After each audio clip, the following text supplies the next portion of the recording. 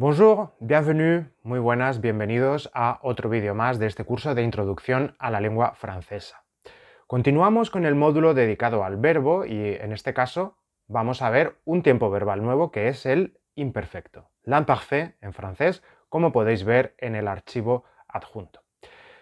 Bueno, a título general podemos decir que el imperfecto en francés no va a presentar ningún problema especial más allá de su propia formación y de, claro, conocer la conjugación de los distintos verbos. Esto lo veremos en la segunda parte del vídeo.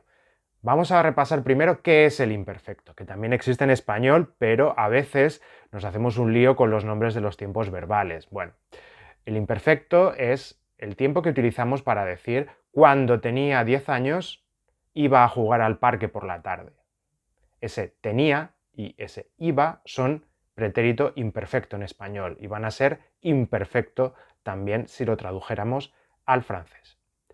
El imperfecto, por lo tanto, es un tiempo del pasado que indica, por un lado, una descripción, si utilizamos este ejemplo, cuando tenía 10 años, es decir, es una descripción en el pasado, iba al parque, ese iba al parque indica una acción repetida o, si preferís, una rutina en el pasado.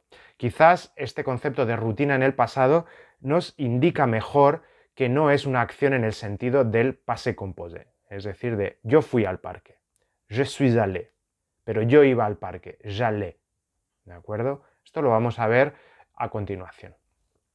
Bien, decía que a nivel gramatical el imperfecto no va a presentar grandes diferencias con el español, salvo, por supuesto, la derivada de la conjugación. Bien, ¿cómo se forma el imperfecto? Bueno, pues por un lado vamos a tener los verbos que se comportan de manera regular en el imperfecto.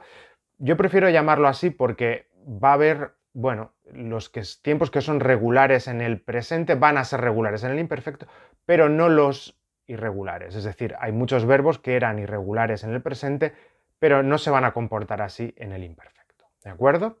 Bien, el imperfecto tiene por un lado la raíz y por otro lado las terminaciones. La raíz se coge de la primera persona del plural. Es decir, si tenemos el caso de parler, nous parlons, vamos a coger parle, vamos a coger P-A-R-L, se elimina el un.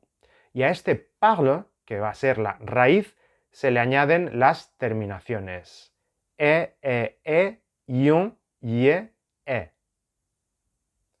Bueno, podéis notar de nuevo que hay una homofonía en francés. Je, tu y le, es decir, las tres personas del singular y la tercera del plural, il u elle, se pronuncian igual, pero no se escriben igual. ¿De acuerdo? Vamos a tener que acaban en S, S y T respectivamente, las tres personas del singular, mientras que tenéis una terminación muy larga en la tercera del plural. Por favor, evitad la tentación de decir aient o cualquier cosa parecida. Esto os puede servir bien para memorizar, pero bueno, es un vicio que se puede quedar y que de hecho se suele quedar en algunos estudiantes. Por favor, evitad. Entonces va a ser una E abierta. Si tenemos je parlais y la tercera del plural, il parlait. ¿De acuerdo? Las terminaciones son, bueno, pues unos restos de la evolución histórica del francés.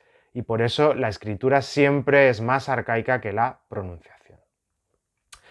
En el caso de algunos verbos que eran irregulares en el presente, como por ejemplo prendre, bueno, pues prendre, cogemos el nous y es nous prenons, y esa PREN van a ser la raíz del imperfecto. Y tendremos, por lo tanto, je prenais, tu prenais, il prenait, nous prenions, vous preniez, il prenait.